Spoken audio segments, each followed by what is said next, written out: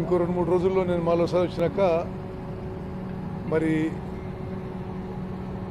ఈ ప్రోగ్రెస్ గురించి మేమేం ఎక్స్పెక్ట్ చేస్తున్నాం గురించి నేను మళ్ళీ 11th వస్తాను.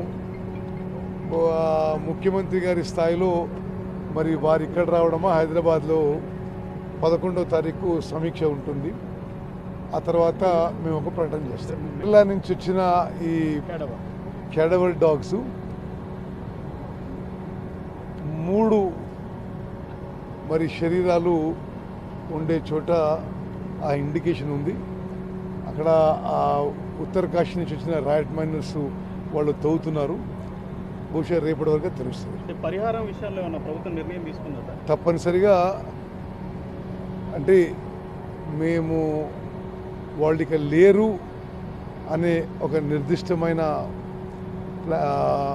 డెసిషన్కి వచ్చినప్పుడు మంచి స్థాయిలో కంపెన్సేషన్ ఇవ్వదు. కాబట్టి లోపల ఇంకొంచెం క్రిటికల్గానే ఉందంట కదా, కంగడంతా కూడా క్రాక్స్ వచ్చినాయి. లోపలికి రెస్క్యూ టీమ్స్ జాగ్రత్త అంటే 50 ఇప్పుడు 14 కిలోమీటర్ టనల్ ఇది.